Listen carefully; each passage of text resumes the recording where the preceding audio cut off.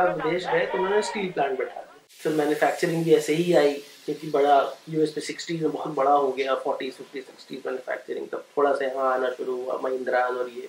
फिर टेलीकॉम का भी ऐसे ही आया। तो जब भी कोई चीज़ बाहर बड़ी हो जाती है उसका हम एक छोटे लेवल पर यहाँ पर कर लेते हैं।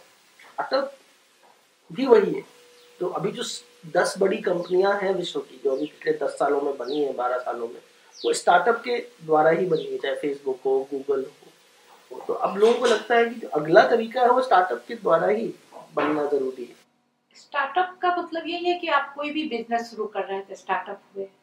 आप जो है वो स्टार्टअप है, शुरुआत। स्टार्टअप और बिजनेस में फिर क्या फर्क है? स्टार्टअप होता है मतलब जो स्टार्ट करते हैं कुछ लोग अल्टीमेटली किसी न किसी बिजनेस के लिए करते हैं, यहाँ पे मेरी जानकारी देखने में सामान्य। स्टार्टअप का एक बेसिक डेफिनेशन जो बाहर के लोग बोलते हैं वो ये है कि फास्ट ग्रोथ होगा, ब्यूरोक्रेटिक ग्रोथ नहीं। दोनों अलग नहीं है, एक ही है। तुमको लगता है कि जब तुम टाटा अंबानी या किसी को देखते हो या बड़े उद्योगपति को देखते हो, तुमको लगता है कि तुम वैसा कर सकते हो? हमको लगता है हम भी कर सकते हैं। एक्चुअली क्या है कि सबकी कैपेबिलिटी पता नहीं है। इच्छाएं सबकी होती है कि हम बड़े बड़े उद्योगपति हो जाएं, लेकिन सब में वो कैपेबिलिटी नहीं होती। बशर्ते कि उतनी ही मेहनत करें जितना टाटा ने किया, जितना बिरला ने किया। जो आदमी फाइनेंशियल मैनेजमेंट करने में कैपेबल है बहुत अच्छे तरीके से, वो जो है मेरी से ये चीज ड्राइव कर सकता है। कुछ ऐसा बिजनेस है जो मैं कर सकती हूँ, कुछ ऐसा बिजनेस है जैसे आपका आईटी का जो काम है वो यहाँ से बेटर व्यवस्था विदेशों में है, वहाँ वो आदमी ज्यादा सक्सेस होगा बनिस्पत यहाँ के। और ऐसी बहुत ऐसा बिजनेस है जो हम यहाँ कर सकते हैं, हम सक्सेस भी हो सकते हैं। क्या कोई भी कर सकता है? इस देश में करना थोड़ा मुश्किल है क्योंकि अभी तक कोई ऐसा एग्जाम्पल नहीं है कि इस देश में एक गरीब आदमी बिल्कुल विदाउट एनी रिसोर्सेज उसने कोई, और यही नहीं हर जगह ये एलीट या अपर क्लास ही इस तरह के बिजनेसेस को कर पाता है क्योंकि उसके पास एजुकेशन है, उसके पास मीन्स है, उसके अंदर एक कम कॉम्प्लेक्स है। अब ये कि प्रैक्टिकल होना पड़ेगा कि हमारी जो देश की व्यवस्था है उसी में सोचना पड़ेगा। हम ये कभी नहीं सोच सकते कि यूरोप में ये चल रहा है या बांग्लादेश में ये चल रहा है या यूएस में ये चल रहा है। चाहत से कोई बिजनेस शुरू नहीं हो सकती, उसके लिए मेहनत करनी पड़ती है।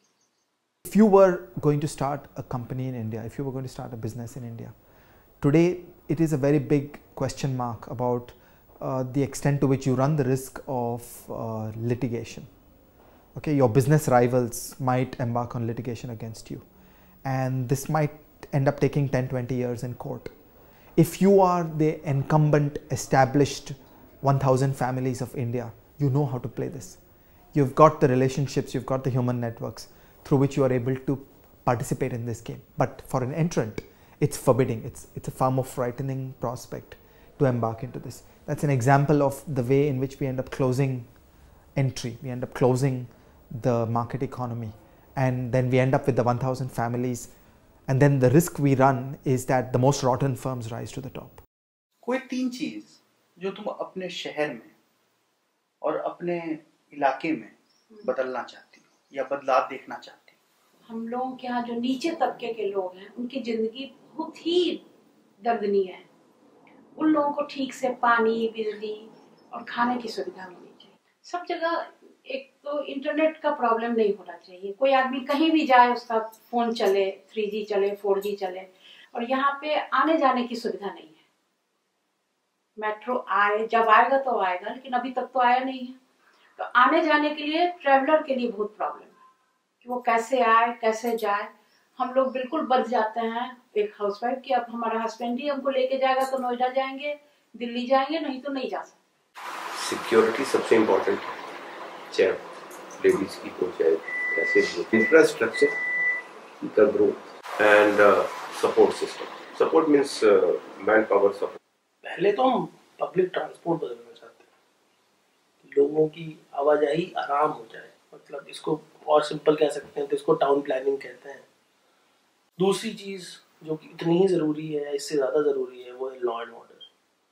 अगर इन 2 चीज़ों पे अच्छे से काम होता है तो बहुत चीज़ें अपने आप ही आसान हो जाती हैं, क्योंकि पूरी हिस्ट्री ऑफ इंडस्ट्रियल रिवॉल्यूशन या रेनेसां की 2 ही चीज़ पे आधारित है, अच्छा लॉ एंड ऑर्डर और मोबिलिटी ऑफ पीपल। अगर आप एक शहर में लोगों को रख देते हैं जो कि इधर से उधर आराम से जा सकते हैं, और आप एक लॉ एंड ऑर्डर, उनके जान माल का खतरा नहीं हो, तो फिर बहुत अच्छी चीजें निकल कर आती हैं। आज की व्यवस्था में जब तुम किसी गरीब को देखते हो तो तुमको लगता है वो तुम्हारे इतना बन सकता है? नहीं, कोई नहीं, क्या उसका बेटा बन सकता है? बेटा बन सकता है। सबसे प्रारंभिक चीज़ है स्कूल जाना बच्चों का, और शिक्षा होनी चाहिए। उसके बाद ही कोई आदमी कुछ भी बन सकता है। जब आप किसी गरीब को देखते हैं, गरीब जैसे अपनी दाई है, कुछ करके क्या उनके लिए पॉसिबल है कुछ भी कर लें? अगर वो चाहें तो करके आपके जैसे हो सकते हैं? हो सकते हैं। क्योंकि हमारे साथ बहुत से ऐसे लोग हैं जो कि बहुत ही गरीबी से आए हैं, क्योंकि अभी भी हमारा गवर्नमेंट सिस्टम अभी भी काम कर रहा है। लोग आ जाते हैं और अच्छे जो लोग करते हैं उसको स्कॉलरशिप्स भी हैं। हमारे तो साथ के ऐसे बहुत लोग थे। बहुत मुश्किल है, पढ़ाई का ही तरीका और कोई तरीका नहीं, सबसे इजी तरीका वही आज के हिसाब से। सबसे पहले इन लोगों को आवास होना चाहिए, रहने के लिए एक व्यवस्था होनी चाहिए, जो कि नहीं है। और बच्चे के पढ़ाई के लिए अच्छा स्कूल की व्यवस्था होनी चाहिए, जो कि नहीं है इन लोगों के पास। प्राइवेट स्कूल बहुत ज़्यादा पैसा मांगती है, ये लोग नहीं दे सकते हैं। और ट्रांसपोर्ट का प्रॉब्लम है, इसलिए अब इनके बच्चे अगर ऑटो से जाएंगे तो 2000 का महीना मांगता है, जो ये गरीब आदमी कहाँ से दे पाएगा। अल्टीमेटली इन लोगों की पढ़ाई बंद। तो बस सेवा होनी चाहिए, गवर्नमेंट का जो स्कूल है बस सेवा दे। स्कूल अच्छे नहीं, स्कूल है अच्छे हैं, लेकिन एक मिडिल आदमी जल्दी से नहीं पढ़ा सकता, क्योंकि फीस इतनी तगड़ी है, इतनी ज़्यादा है कि क्या करेगा वो कहाँ सोचेगा फिर भाई हमारा बेटा मालिक बने। तुम्हारे ऐसे बन सकते हैं अपनी जिंदगी में? शायद नहीं, इस जन्म में नहीं बन सकते। क्या उनके बच्चे बन सकते हैं? बच्चे भी बन सकते हैं, बशर्ते कि उनको पढ़ने लिखने की सुविधा दी जाए, जो कि अभी तक तो गवर्नमेंट नहीं दे पा रही है।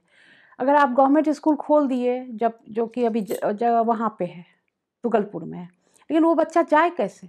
कितने दिन उसकी माँ 2000 का महीना दे के उसको भेज सकती है? अंत में बंद हो जाएगा उसका पढ़ाई, तो शायद वो भी ना कर पाए। लेकिन कम है, वो अपॉर्चुनिटी कम है। बहुत अच्छे जो बहुत ही फोकस्ड है उन लोगों के लिए है। उसके लिए गवर्नमेंट कुछ कर पा रही है? कुछ नहीं।